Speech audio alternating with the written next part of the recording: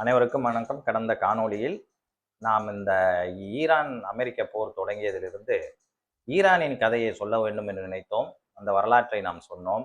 அந்த வகையில் ஆரியர்கள் எப்படி இந்தியாவுக்குள் நுழைந்தார்கள் என்பதையும் சொன்னோம். இவையெல்லாம் கதை அல்ல, கதையாக சொன்ன வரலாறு, கதை போல் சொன்ன வரலாறு. இது அறிவியல் அறிஞர்கள், வரலாற்று ஆசிரியர்கள், பூகோள அறிஞர்கள் எல்லாம் நிரூபித்திருக்கிறார்கள். அதற்கான சான்றுகள் இருக்கிறது. நான் அடுத்த ஒரு காணொளியில் என்னென்ன புத்தகங்கள், எங்கே, எந்தெந்த நாடுகளில், எந்தெந்த பல்கலைக்கழகங்களில் இது குறித்த ஆராய்ச்சிகள் இருக்கிறது, நான் சொன்ன அனைத்தும் எதிலிருந்து வந்திருக்கிறது என்பதை நான் சொல்கிறேன். அதற்கு முன்னால் இந்த கதையின் தொடர்ச்சியை, இந்த வரலாற்றின் தொடர்ச்சியை கதை வடிவத்தில் நாம் பார்ப்போம். நான் ஏற்கனவே சொன்னது போல் ஈரானுக்கு அப்பால் ஜக்ரோஸ் மலைத்தொடர் என்று ஒரு பெரிய மலை இருக்கிறது. அதற்கு அப்பால் மத்திய ஆசியாவில், ஐரோப்பாவின் தொடக்கத்தில், ரஷ்யா முடிகிற இடத்தில் மத்திய ஆசியாவில் ஒரு புல்வெளி இருந்தது. அந்த புல்வெளிக்கு பெயர் ஸ்டெப்பி புல்வெளி. அந்த புல்வெளியில் வசித்த மக்கள் பாரசீக மொழியை பேசி வந்தார்கள், பழைய மொழி. அவர்கள் அந்த பகுதியை இஸ்தான் என்று குறித்தார்கள். அவர்கள் அப்படியே நடை பயணமாக, நாடோடிகள் என்பதால் ஆடு மாடுகளை மேய்த்து கொண்டு ஜக்ரோஸ் மலைத்தொடரை கடந்து இப்பொழுதைய ஈரானிய பகுதிக்குள் நுழைகிறார்கள். அப்படி நுழையும் போது 2-3 தலைவர்கள் நடந்து வரும்போது அவர்களுக்குள் பிரிவு ஏற்பட்டு, அவர்களுக்கிடையே பெரிய கம்யூனிகேஷன் சாதனங்கள் எல்லாம் இல்லாத காலத்தால், வசதி வாய்ப்பு வண்டி எல்லாம் இல்லாத காரணத்தினால் ஒரு 100-150 ஆண்டு காலம் ஆகிறது. அவர்களுக்கு 2-3 தலைமுறையா அப்படியே மெதுவாக நோந்து வரும்போது ஒரு குழு 2 பெரும் பிரிவா பிரிஞ்சு ஒரு குரூப் அங்கேயே தங்கிடுறாங்க. அவங்க மேற்கு குழு என்றும், கிழக்கு குழு என்பது அதிலிருந்து தொடர்ந்து நகர்ந்து கொண்டே வருகிறார்கள். அவர்கள் இந்தியா வரையில் வருகிறார்கள். இந்தியாவுக்கு நகர வேண்டும் என்று நினைத்து அவர்கள் தொடங்கவில்லை.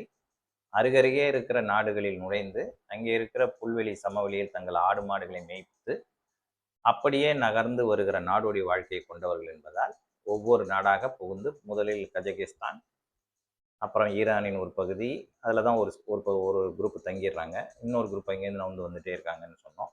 துர்க்மெனிஸ்தான், உஸ்பெஸ்கிஸ்தான், கஜகிஸ்தான், இப்படி பல நாடுகள் வழியாக ஆப்கானிஸ்தான் பாகிஸ்தான் இந்துஸ்தானுக்கு வந்துடுறாங்க. அதான் இந்தியா. இப்படி வரும்போது அந்த மொழி பல கலப்பு மொழியாக மாறுது.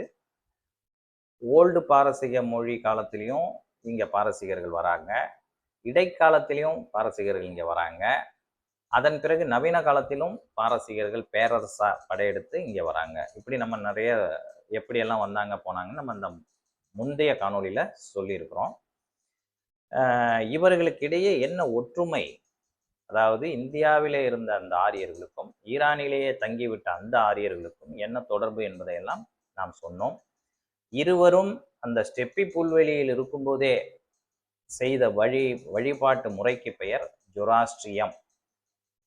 அந்த ஜொராஸ்ட்ரிய மதம் அல்லது அந்த வழிபாட்டு முறை என்பது தீயை வணங்குவது, வேள்வி செய்வது.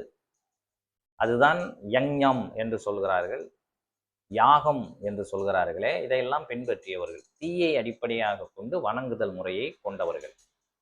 இது அங்கிருந்து தொடங்கி இந்தியாவில் இந்துஸ்தானை அடைந்து சமஸ்கிருதமாக அது மாற்றம் அடைகிற வரையில் அந்த வழிபாட்டு முறையில் எந்த மாற்றமும் இல்லை. கொஞ்சம் தான் மாறி இருக்கு. பெயர்கள் கூட ஒன்றா இருக்கு. இங்கே நல்லதுங்கிறது அங்கே கெட்டதுங்கிறதும், இந்த கடவுளின் பெயர் அங்கே மாறி இருப்பதும் இப்படித்தான் இருக்கிறத தவிர நிறைய ஒற்றுமைகள் இருக்கிறது. இவர்கள் அடிப்படையில் 4ஆக வர்ணத்தை பிரித்துக் கொள்கிறார்கள். அதாவது அரசன் என்று யார் இருக்க வேண்டும், போர் புரிபவனாக யார் இருக்க வேண்டும், விவசாயம் செய்வது, ஆடு மாடு மேய்ப்பது என்று யார், அவனுக்கு கீழ் ஒரு அடிமை வம்சத்தை வைத்துக் கொண்டு வேலை வாங்குவதற்கென்றே ஒரு கூட்டத்தை வைத்துக் கொள்வது. இப்படி 4ஆக சமஸ்கிருதமும் பிரிக்குது, இந்து வர்ணாசிரமும் பிரிக்குது. அங்கேயே தங்கிவிட்ட அந்த குழு இருக்குல்ல, ஏற்கனவே தங்கி இருந்ததுன்னு சொன்னேனே, அதுக்காக தான் நான் சொன்னேன், அதை குறிப்பிட்டு சொன்னது. இந்த மேற்கு குழு, கிழக்கு குழு அங்கேயே தங்கிடுச்சு. அந்த குழு அங்கே ஈரானிய மொழியா மாறி இப்ப சமீபத்திய ஈரானிய மொழியா, அது ஓல்டு பெர்சியன் மொழி, பாரசீக மொழி. அந்த மொழியில அவங்க மத சடங்குகளை பின்பற்றி அங்கேயும் இந்த 4 வர்ணம் பின்பற்றப்படுகிறது. யார் கடவுளுக்கு பூஜை செய்வது, யார் அரச ஆள்வது, யார் போர் புரிவது, யார் மற்ற தொழில்களை செய்வது, இப்படியான அந்த போக்கு அங்கேயும் இருக்கிறது என்று நாம் சொல்லுகிறோம். இதற்கான அனைத்து ஆதாரங்களையும், இதற்குரிய ஆராய்ச்சிகளையும், அது குறித்த புத்தகங்களையும், ஆராய்ச்சி நூல்களையும் நான் இன்னொரு காணொளியில் சொல்கிறேன். அது டெஹரான் யூனிவர்சிட்டியிலும் இருக்கிறது. இஸ்ரேலினுடைய தலைநகரில் இருக்கிற பல்வேறு பல்கலைக்கழகங்களிலும் இந்த ஆராய்ச்சி இருக்கிறது. பல்வேறு ஐரோப்பிய நாட்டு நூல் நிலையங்களிலும், ஆராய்ச்சி நிலையங்களிலும், பல்கலைக்கழகங்களிலும் இது குறித்த ஆய்வு இருக்கிறது. ஆரியர்கள் என்பது நிறுவப்பட்ட ஒன்று. அவர்கள் ஈரானியர்கள் என்பதும், பாரசீக மொழியை பேசுபவர்கள் என்பதும், பாரசீக நாகரிகத்தோடு தொடர்புடையவர்கள் என்பதும் நிரூபிக்கப்பட்டிருக்கிறது. இந்த கிழக்கு பகுதி, மேற்கு பகுதி என்று நாம் சொன்னோம் இல்லையா? இதுல இந்த தங்கியிருந்தவங்க முக்கியமா இங்க இந்தியாவை நோக்கி வந்தவர்கள் பசுவை ரொம்ப ரொம்ப புனிதமா கருதுவாங்க, அதை வளர்ப்பாங்க. அவங்க அங்கேயே தங்கிட்டவங்க செம்மறி ஆடை தான் ரொம்ப வளர்ப்பாங்க. இங்க உள்ளவங்க யானை, குதிரை இதை தான் படைக்கு பயன்படுத்துவாங்க. அங்க உள்ளவங்க குதிரை, ஒட்டகத்தை தான் பயன்படுத்துவாங்க. ஈரான்ல இருக்கிறவங்க, இந்தியாவில் இருக்கிறவங்க எல்லாம் யானை, குதிரையை தான் பயன்படுத்துவாங்க. கலாச்சார சின்னமா இந்தியாவில் இருந்த இவர்கள் வணங்கியது காளை, நந்தி. அவர்கள் சிங்கத்தை வணங்குவார்கள். ஈரான் அந்த பகுதியில் அரேபியர்கள் அவங்கெல்லாம். புனித விலங்கு அப்படின்னு பார்த்தா இங்க பசு, அங்க நாய், இல்லைன்னா குதிரை. இதுதான் அங்க புனிதமான விலங்கு. இங்க புனிதமான விலங்குன்னா பசு. இதுதான் ரெண்டு பேருக்கும் இருந்த ஒற்றுமை, வேற்றுமை. இதெல்லாம் நான் ஏற்கனவே சொன்னேன். இந்த பாரசீக மொழி எந்த அளவுக்கு இந்திய மொழிகளோடு ஆதிக்கம் செலுத்தியிருக்கு. ஏன்னா அது அரசாட்சி செஞ்ச மொழி, மதத்தின் பெயரால் அரசாட்சி செய்த மொழி. இங்க இருக்கிற சிந்தி, பஞ்சாபி இதெல்லாம் ஒன்னா பாரசீக மொழியோடு கலந்து உருவான ஒரு மொழி தான் இந்துஸ்தானி. அதுக்கு மத சடங்குகளை செய்கிற அதை ஒட்டிய இன்னொரு தேவநாகரி மொழிதான் சமஸ்கிருத மொழி. எனவே இந்த சமஸ்கிருதம், இந்த இந்துஸ்தானி இதெல்லாம் அரசாட்சி செய்தது. மத ரீதியாக அடிமைத்தனம் செய்து ஆட்சியில் இருந்தது, அதிகாரம் செலுத்தியது. பேரரசுகளாக பாரசீக பேரரசு அரசியலே இருந்தது. அதன் காரணமாக இன்னமும் பயன்படுத்தப்படுகிற பஜார், காகிதம், சர்க்கார், இந்த வார்த்தைகள், குஜால், ரொம்ப குஜாலா இருக்காரு, மகிழ்ச்சியா இருக்காருன்னு சொல்றோம், அந்த குஜால், பாசி அப்படிங்கிறது கலர் இருக்குல்ல, பச்சை பாசி கலருங்கிறோம்ல, அதுவே தமிழ் கிடையாது, அது இந்தியும் கிடையாது, ஒன்றும் கிடையாது. அதெல்லாம் பாரசீக மொழி, சமஸ்கிருதம். அசல், அது அரபுலேருந்து வந்தது, அது பாரசீகத்துக்கு இங்க வந்துடுச்சு. நகல், அதுவும் அரபு சொல், அது பாரசீகத்தோடு கலந்து இங்க வந்தது.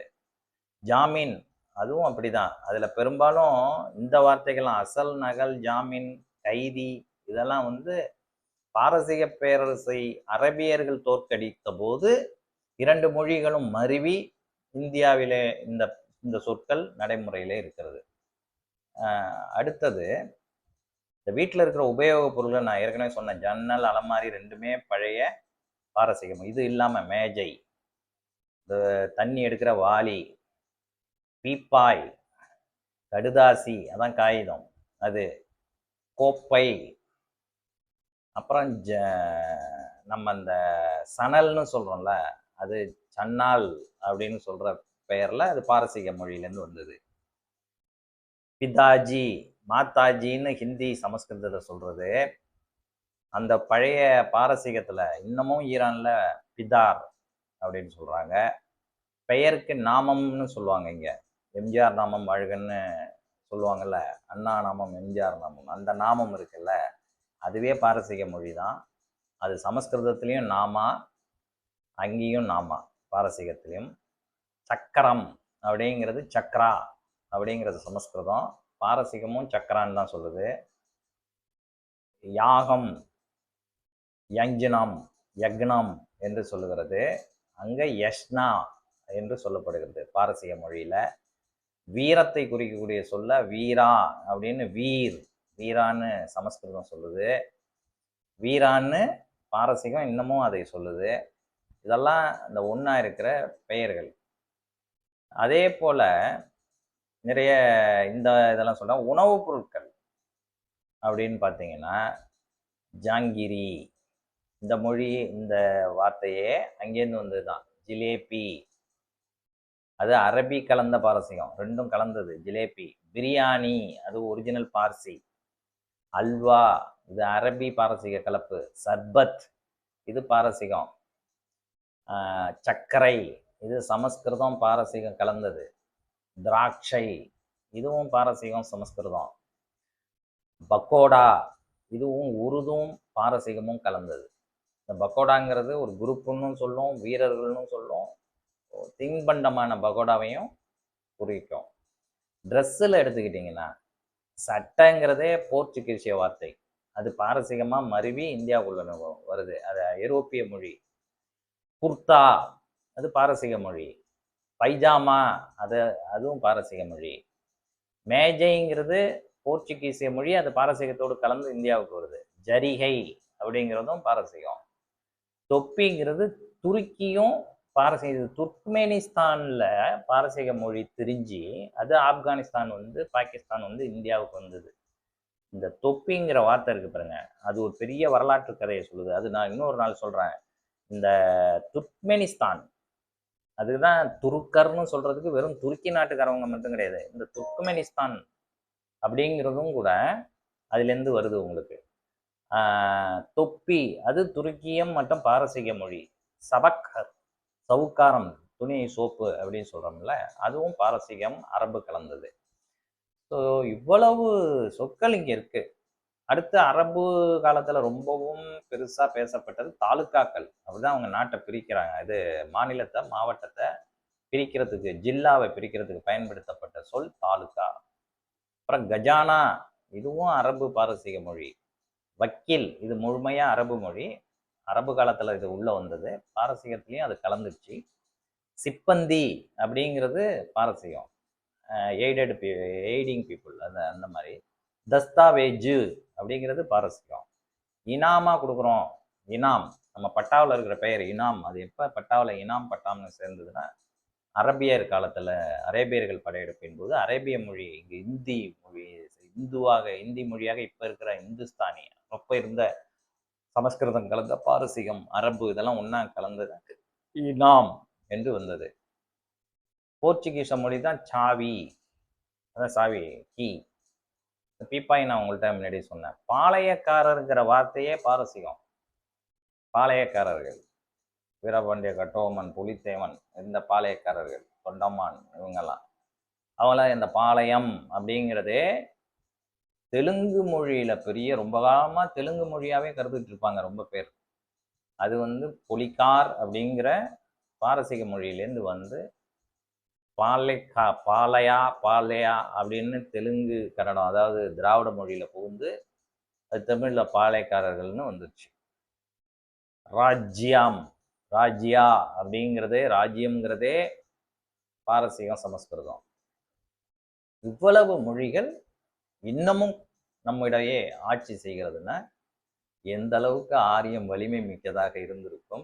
மதத்திலும் சடங்கிலும் சமஸ்கிருத மொழியாகவும் ஆட்சி மொழியாகவும் அதிகாரம் செலுத்துகிற பேரரசாகவும் பாரசீகம் இங்கே இருந்ததுடைய விளைவுதான் இந்த சொற்கள் எல்லாம். மீண்டும் இன்னொரு பதிவில் நான் உங்களுக்கு நிறைய சரித்திர சான்றுகளை சொல்கிறேன். இப்பொழுது நடக்கிற ஆராய்ச்சி, டெஹரான் பல்கலைக்கழகத்தில் நிறைய ஆராய்ச்சி நடக்குது. ஒரு 4-5 பேராசிரியர்கள் இருக்காங்க. இப்போ கூட நமக்கு நண்பர் ஒருத்தர் கூட அங்கே ஒரு பெரிய பல்கலைக்கழகத்தில் பணியாற்றி வரலாற்று பேராசிரியர், அவரை பற்றிய குறிப்புகளும் நான் உங்களுக்கு சொல்கிறேன். அடுத்த காணொலியில் சந்திப்போம். நன்றி, வணக்கம்.